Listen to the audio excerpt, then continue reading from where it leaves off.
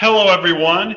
It is an early Christmas once again, as we are about to talk about an extremely famous Christmas story, The Gift of the Magi. It is the first work we're going to look at in our last unit here in this class, which is all about popular or pop literature. Before we get into the story itself, let's talk about what I mean by pop or popular literature. Essentially, what I mean by that is the literature that is popular with everyone, not just the literature that literary professors or literary snobs like the best. This is part of pop culture, which is the culture of everybody, the common people. Some examples of pop culture in our day would be things like blockbuster movies, Star Wars, superheroes, Hallmark movies, sports teams, all of those sorts of things. And so this literature was not meant primarily for people to study in college or for people to write dissertations on, that sort of thing, but literature that was meant to entertain and delight everybody, the common people. Now, some people would ask, why then would we want to study this in college, in a university setting? If this is just a popular literature that just everybody's reading for entertainment, what value does it have to study that on an academic level? The answer to that is pop culture and pop literature will actually tell you in some ways much more about a culture than its high literature will, its academic-y art, high art literature. The reason is because, if you think about it, in our culture, Shakespeare is regarded very highly as one of the best authors in the English language. But if you ask any random person on the street how much Shakespeare affects their lives, they're probably going to say not much. But what things do affect their lives? Movies, TV shows, popular books like maybe Harry Potter or something like that.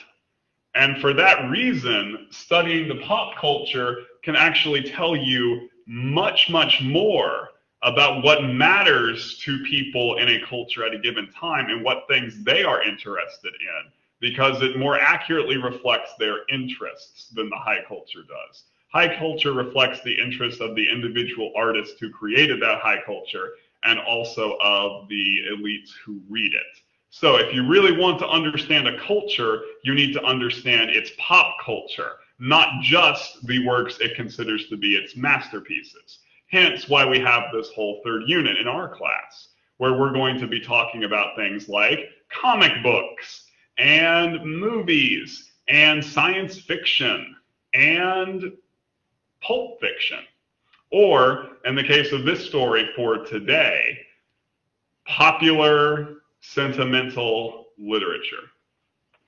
So, O. Henry's Gift of the Magi is essentially a precursor or the original inspiration for the type of genre that eventually becomes Hallmark movies. This is a story about a family, a man and a wife. It is a love story. It is a feel-good holiday story that was meant to appeal to everybody, not just a few literary elites. Although O. Henry is definitely a super gifted, super talented writer, he wrote for everyday people to entertain and delight them. And the original version of Gift of the Magi was published not in like some elite snobby literary magazine that only a couple college professors read, but rather a popular magazine that everybody would have read. So, with all that background information, let's get into the Gift of the Magi. Before we even begin, there's a bit of background information we have to get across. That is the title itself, The Gift of the Magi. Who are the Magi and what is their gift? Because as you read the story, the story is not primarily about the Magi, and so we have to understand that that title is a reference to something else. It's actually a reference to something from the Christmas narratives in the Bible itself, specifically to a group of people who appear in the Gospel of St. Matthew, chapter 2. And I'm going to read that section of the chapter to you out of the Kingdom New Testament. This is the Gospel of St. Matthew, chapter 2, beginning in verse 1. When Jesus was born in Bethlehem of Judea, at the time when Herod was king, some wise and learned men came to Jerusalem from the east. "Where is the one," they asked, "who has been born to be King of the Jews? We have seen his star rising in the east, and we have come to worship him." When King Herod heard this, he was very disturbed, and the whole of Jerusalem was as well. He called together all the chief priests and scribes of the people, and inquired from them where the Messiah was to be born. "In Bethlehem of Judea," they replied. "That's what it says in the prophet. You, Bethlehem, in Judah's land, are not the least of Judah's princes. From out of you will come the ruler who will shepherd Israel, my people." Then Herod called the wise men to him in secret. He found out from them precisely when the star had appeared. Then he sent them to Bethlehem. "Off you go," he said, "and make a thorough search for the child. When you find him, report back to me, so that I can come and worship him too." When they heard what the king said, they set off. There was the star, the one they had seen rising in the east, going ahead of them. It went and stood still over the place where the child was. When they saw the star, they were beside themselves with joy and excitement. They went into the house and saw the child with Mary, his mother, and they fell down and worshipped him.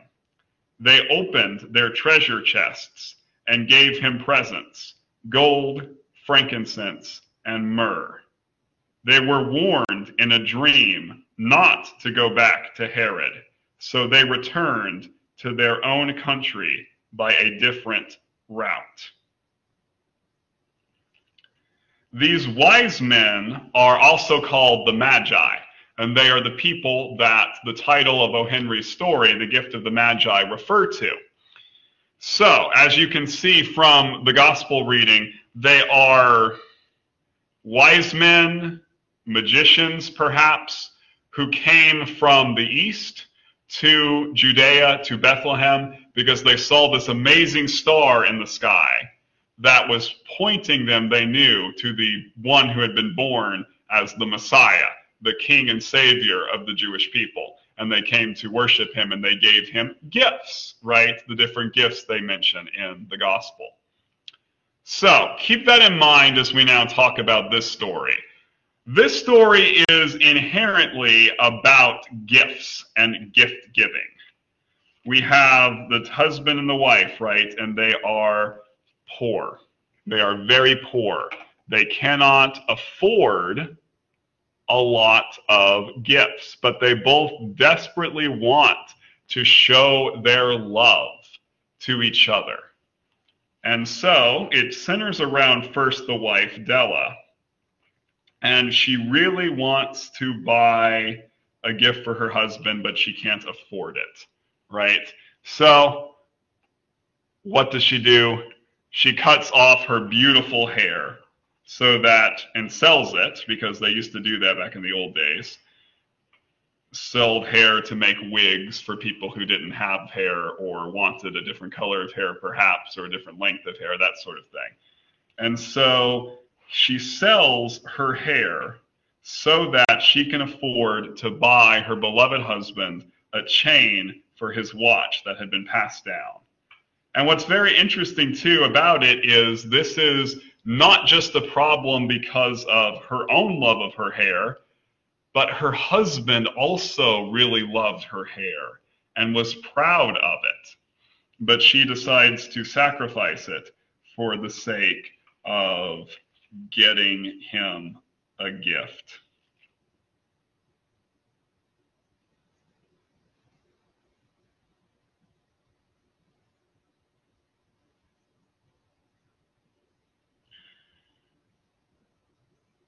And you can see that when he comes home, Jim, her husband, there is a bit of uncertainty in Della.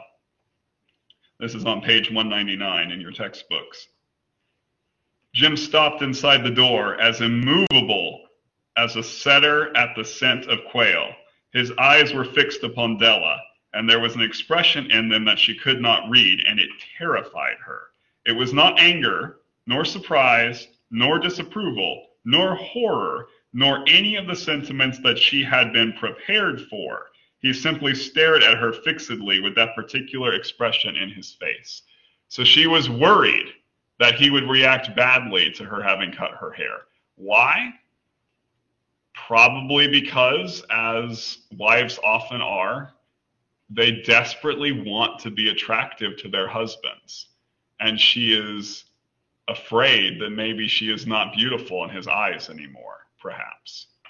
But that's not actually the case. "Jim, darling," she cried, "don't look at me that way. I had my hair cut off and sold because I couldn't have lived through Christmas without giving you a present. It'll grow out again. You won't mind, will you? I just had to do it. My hair grows awful fast." Awfully fast. "Say Merry Christmas, Jim, and let's be happy. You don't know what a beautiful, nice gift I've got for you." "You've cut off your hair?" asked Jim laboriously, as if he had not arrived at that patent fact yet, even after the hardest mental labor. "Cut it off and sold it," said Della. "Don't you like me just as well, anyhow? I'm me without my hair, ain't I?" Jim looked about the room curiously. "You say your hair is gone?" he said, with an air almost of idiocy. "You needn't look for it," said Della. "It's sold, I tell you, sold and gone, too. It's Christmas Eve, boy.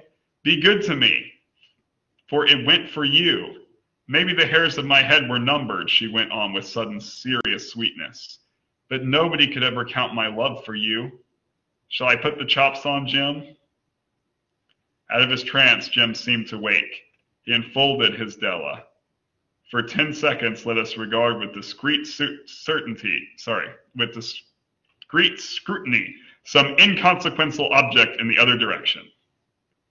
$8 a week or $1 million a year, what is the difference? A mathematician or a wit could give you the wrong answer. The Magi brought valuable gifts, but that was not among them. This dark assertion will be illuminated later on." So, what's O. Henry doing? He's showing us that though Jim is shocked, and we think at this point, like Della, because the story is going through her eyes, that he is shocked that she sold her hair. And she's really scared for a minute that he doesn't think that she is beautiful anymore. But then he comes to his senses and he hugs her, right? And that's where Henry starts to play a little bit at his theme, that no matter how much or how little you make, to quote the Beatles, money can't buy you love, right? Or I guess that's a paraphrase technically. Love is what these two have, and that matters infinitely more than the amount of money they have. But there's more to the story than just that, right? Because what we find out is that Jim, in turn, sold his watch, his prized possession, in order to buy her a present. And what kind of present? A comb, of all things, right? Dell, he said, let's put our Christmas presents away and keep them a while. They're too nice to use just at present. I sold the watch to get the money to buy your comb. And now suppose we put the chops on. Ah, the irony, right? So, but this cuts to the heart of what a gift is. I don't know if you've ever stopped to think about what is a gift. And the fact that real gifts are often really rare in the world. Because a gift, by its nature, is something that cannot be earned, but is given absolutely free by one person to another, expecting absolutely nothing in return. This is how Christmas presents are supposed to be. A lot of people today feel obligated to give a gift when somebody else gives you one. You're like, oh, great. Now I got to buy so-and-so a present because he bought me one. But something that has strings attached to it, if it is a means of exchange to where you give something to get something in return, that is not truly a gift. A gift is something that is given without expectation of reward of any kind. And this is especially precious because gifts are usually costly to the person giving the gift. It comes at a cost. It might be a small cost, but it's a cost nonetheless that person bears so the other person doesn't have to. It's a really beautiful thing if you think about it. In this case, especially, this very, very young, very poor couple who has no money, they have to sacrifice things that matter to them immensely and that matter to the other person in order to get them a gift at all.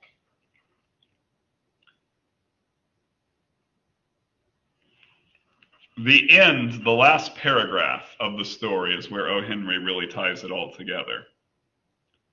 The Magi, as you know, were wise men, wonderfully wise men, who brought gifts to the babe in the manger. They invented the art of giving Christmas presents. Being wise, their gifts were no doubt wise ones, possibly bearing the privilege of exchange in case of duplication. And here I have lamely related to you the uneventful chronicle of two foolish children in a flat who most unwisely sacrifice for each other the greatest treasures of their house. But in a last word to the wise of these days, let it be said that of all who gives gifts, these two were the wisest. Of all who give and receives gifts, such as they are wisest. Everywhere they are wisest. They are the Magi. What's he saying? On the surface, what these two have done seems really foolish, really stupid. To give up the thing that mattered the most to them for the other person, when the other person is also giving up the thing that matters most to them for the other person. On the surface, this seems really stupid, as actually all gifts seem. Why on earth would you give up something that matters to you to give something away to someone else for free? But that's what these two did.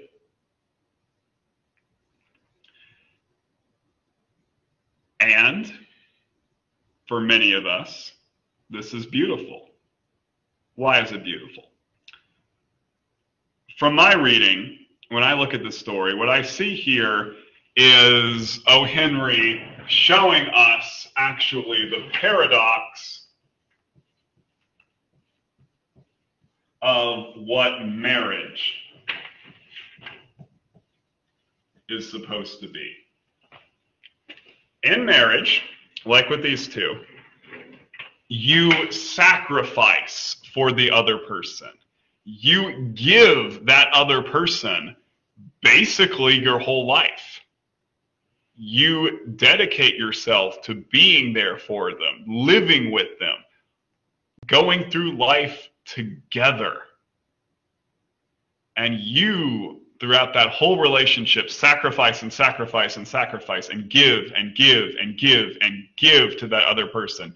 You give so much of yourself that you actually, in many ways, lose parts of yourself that you've given to that other person. Just like Della lost her hair and Jim lost his watch. But paradoxically, in a marriage of two people who are both sacrificing for the other, you don't actually have any net loss. Why? Because even though you are giving up constantly things that matter to you, parts of yourself, for that other person, they are supplying all the things you've lost because they are also constantly giving themselves to you. And so you become dependent upon each other, and in fact, you become one. You do in fact lose, but you also receive, as he talks about. You give, and then that person in turn gives to you, and you fill each other's deficiencies. You become dependent on each other, but not codependent. Dependent in a way that, just like these two, you are one together. And so it is through giving that we receive, as I think St. Francis said. It's the paradox of giving. It's the paradox of marriage, that we do not actually become fulfilled by hoarding for ourselves and trying to make our own needs met. Rather, especially in a marriage, you become fulfilled by giving to your partner, by giving of yourself to them, and then in turn receiving them back into your needs and what you need. And they reflect that. And this is, of course, reflected in that though it looks to the world and to cynical, selfish people like this is stupid, in reality, they are stronger together than they would be by themselves. And it also reflects a paradox that is in the heart of the Christmas story of the Magi, that these are wise men who gave expensive gifts to Jesus as an infant and to his family that cost them quite a bit to be able to give those things. But Jesus, as all of us know who have read the Gospels, will in turn one day give his own life for the sake of those Magi and for all of us, all of humanity. And so there too, we see the same principle, that in giving, especially giving that costs you, you do not have to fear losing out, because you give to someone and then that someone in turn fulfills your needs down the line. And thus, humanity, we are all linked together. We are all, in some ways, one. We are all dependent as we continuously, hopefully, give to others without expecting anything in return, but in turn receiving from others as they are also giving to us without receiving, without wanting or expecting anything in return. And that ultimately is what Gift of the Magi is all about. And hopefully what you all will think about this Christmas, perhaps, when you are seeking to give Christmas presents to each other. Remember, it should not be a guilt trip. A gift is given freely, or it's no gift at all. Have a great day, and I will see you for the next lecture. And Merry Christmas to you all.